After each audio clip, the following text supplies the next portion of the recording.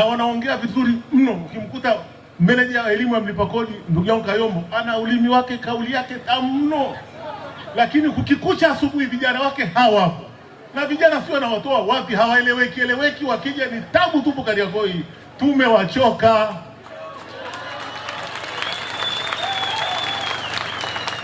Kwa pamoja, kwa heshima kubwa na kuomba mkuu wangu wa mkoa uje unisaidie kuokoa hili jahazi. Mkisha toa maagizo wanasema hao ni wanasiasa. Wanasema hiyo tamko ni ya wanasiasa. Sasa TRA tusije tukaonekana sisi wafanyabiashara kama wabaya. Kwa hiyo tumrushie mkuu wa mkoa, kwa sababu mara nyingi wanasema hizo ni siasa. Sasa mkuu wa mkoa tuthibitishie kama na wao tumekuja kupiga siasa na wafanyabiashara, imani imekuja kwao, lakini wanasema hizo ni siasa. Sasa tuthibitishie kupitia kwako, na hata ikiwezekana kwa kikao kinachokuja hivyo utaenda kufanya Dodoma, wakutane na mama, wala ukumsalimia tu mama. Hawajamuona mama kabisa. Kwa kukutana naye wamsalimia, hata kumpungia tu. Biashara wa Kariakoo. Kilichojiri hapa ni mkuu wa mkoa kufika hapa na kuzungumza na wafanyabiashara. Lakini maneno aliyozungumza mkuu wa mkoa wafanyabiashara hawajayaelewa wala kuyakubali. Kamishna wa kodi za forodha alikuwa hapa. Na kamishna anajua taabu zote wafanyabiashara tunazozipata. Miaka nenda rudi tumekuwa na vikao na kamishna wa kodi pamoja na mkuu wa mkoa pia, lakini hakuna hatua zozote ambazo zimechukuliwa, na badala yake imefikia hapa. Mpaka wafanyabiashara wanafikia mahali pa kufunga maduka. Si kwamba tatizo hili limeanza leo.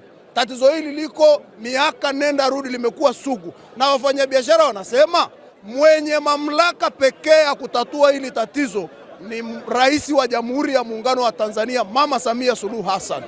Tatizo ni nini? Wafanyabiashara mnalalamikia nini hasa? Matatizo ya wafanyabiashara ni mengi, lakini tumeweka matatu tu ambayo ni sugu. La kwanza ni kamata ya TRA ya mizigo ya wageni wetu wanaotoka nje ya nchi kuja kununua hapa.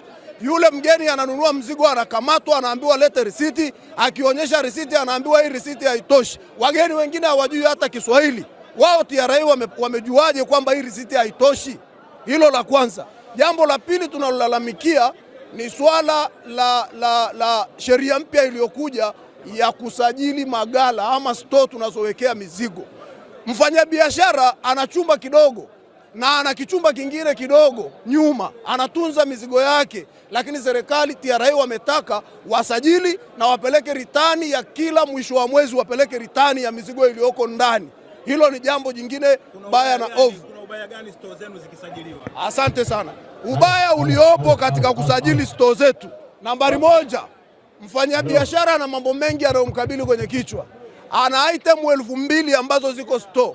Anatakiwa kuajiri mtu wa mahesabu ili aweze kumfanyia hesabu na apeleke sawasawa na hesabu iliyoko store. Lakini namba 2, madhara yake, TRA wanasema kama utapeleka ritani yenye pisi 1000, wakaja kesho wakakuta una pisi 500, hawatajalishi zile pisi 500 zilikuwa umekopeshwa na mtu ukazirudisha kwa mtu, wao wataashumu umeuza. Watakapoingia kwenye mashine yako hakuna pisi 500.